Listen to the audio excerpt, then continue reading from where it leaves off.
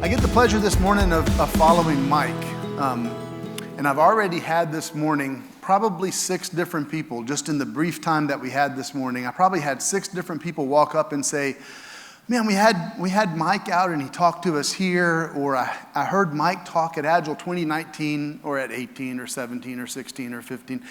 And like they're actually Mike groupies, right? I think there's Mike groupies. And I get the pleasure this morning to follow Mike. I'm not sure how I drew that straw, but appreciate you all coming out. We're gonna start off the day talking about this story and really building out what Mike was just talking about, the story around how Agile is poised to break out. There's a bigger conversation that we're starting to have, that you all are starting to have, that the industry is starting to have, that many of our other clients and those that we share time with across the country are starting to have, that Agile is ready to break out. If you think about where we've come from, 2001, there's somebody in the audience here that I was working with in 2001 when we first started putting Agile in play. It's when I was working at Check Free. Rick McMichael, where's Rick? Raise your hand, Rick. There's Rick. That's Agile granddad right back there. In 2001, Rick and I were deploying Agile at Check Free and learning really great ways to build new products, really great way to put more value in market, really great way to exercise continuous improvement and find better ways to understand our clients and serve those clients. And we've learned a lot since 2001. What's that, around 18 years or something like that. And we've learned a lot.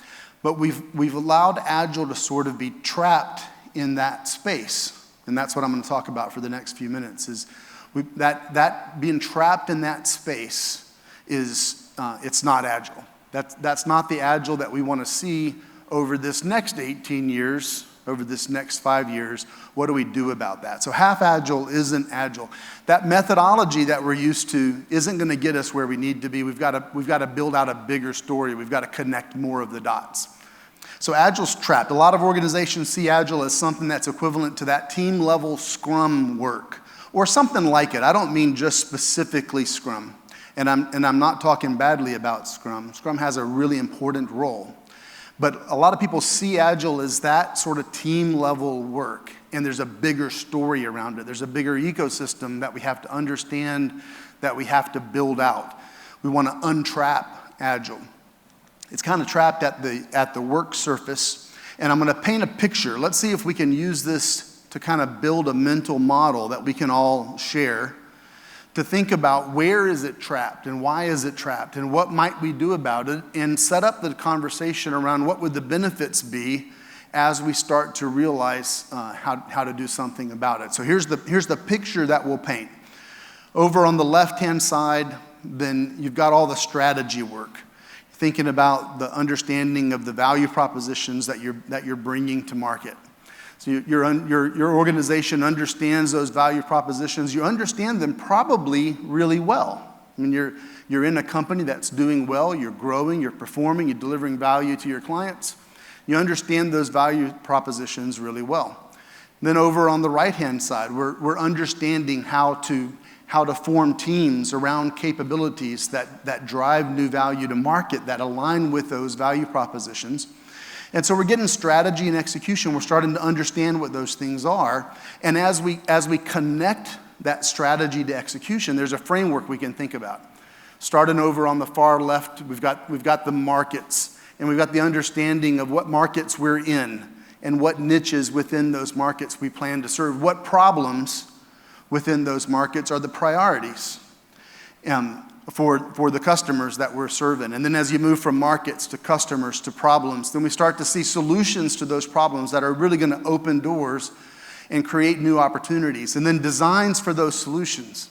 Like, how do we maximize the effectiveness of our designs in a way that create the most compelling solutions for those customers that we've decided to serve? And then finally, we have execution and delivery of that value. Now, it sounds kind of linear, of course, and we're going to open that up and paint it as a little bit different picture that doesn't quite look linear.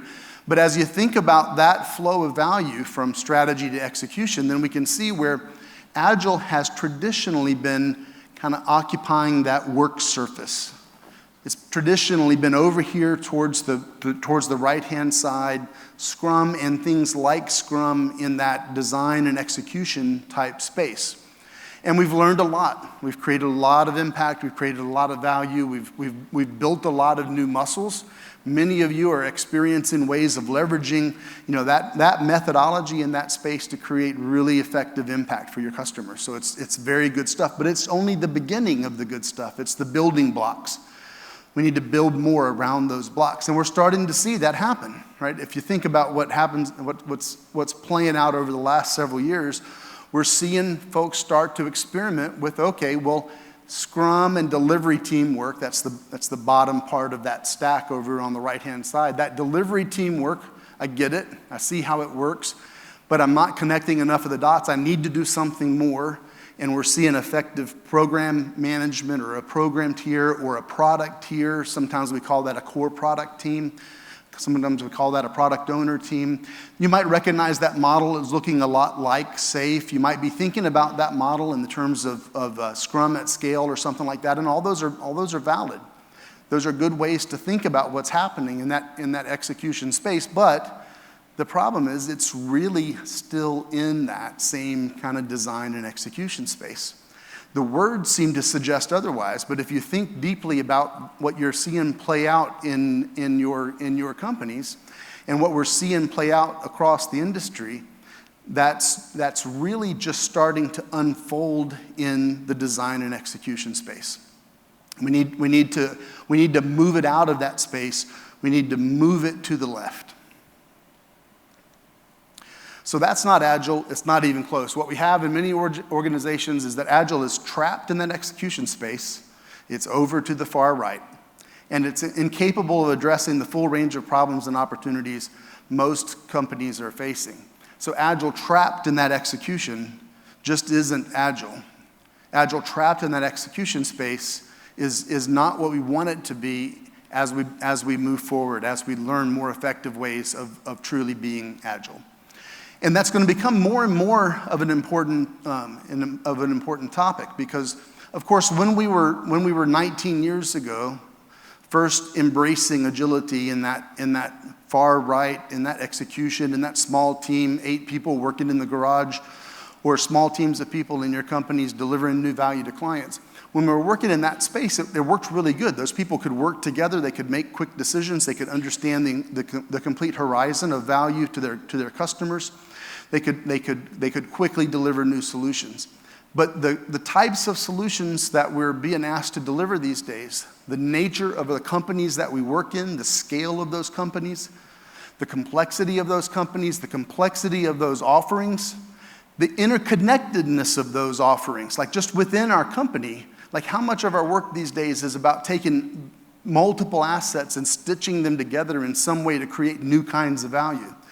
How much of our work is stitching multiple companies together and creating really big, broad streams of process and data flows that open up whole new opportunities for our clients, even open up whole new markets that have been untapped yet. So that demand on us, the rate of change, the rate of uncertainty continues to increase. And we're responding to that in ways that are allowing us to move closer and closer to a different operating model that really will create the value that our markets need. So the markets we're serving today and the problems we're solving are significantly more complex, and they're interconnected, and that rate of change is unprecedented. So where that leaves us is the need to really think about what's our understanding of being strategic. We started off in those first couple of slides, and I painted that picture with strategy over on the left and execution on the right. But as we move forward, should we even think differently about what strategy means? Is the most effective way, is maybe the only viable way of implementing strategy to become an agile organization? Is that rate of change, that rate of uncertainty, becoming such a truth across what we're doing in the various markets that we're serving, that our strategy itself has to be an agile organization? That's our hypothesis, and that's part of what we want to talk about as we walk through today. How do we think about becoming an agile organization is that in itself the core strategy for companies like that? Rethink what strategy means to you. And as we do that, then we'll be able to achieve more than just half agile. And we'll think about what business agility really means. What does it mean to be an agile organization? What does it mean to be a company whose strategy is being agile?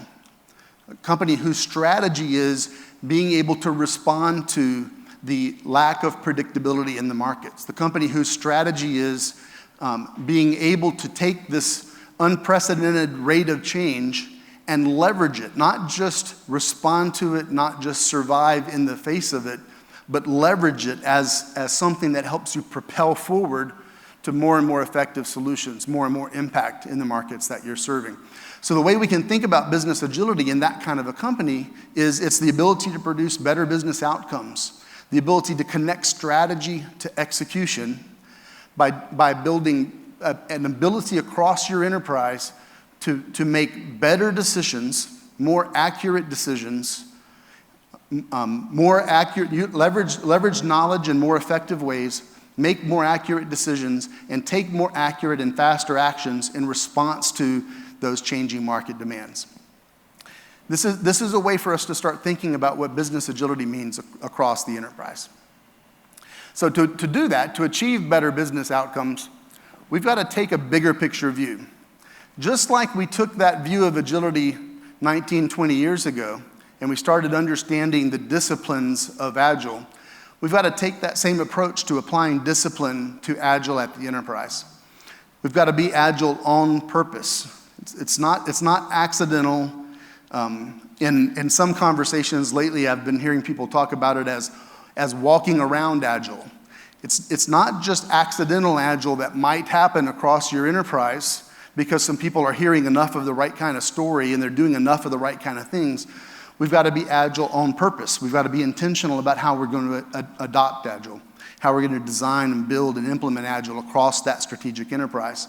And we've got to take what we've learned from the execution side and apply it all the way over to the strategy side. So back to that model that we painted right in the beginning.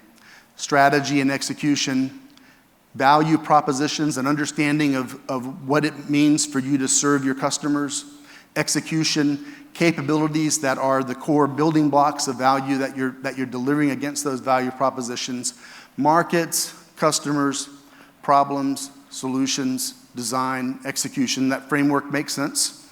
So as we think about what it means to implement business agility through that lens, if we use that framework to help us think about what does it take to enable business agility, to be a company whose strategy is being agile, then we start looking at how value flows through that enterprise all the way from left to right.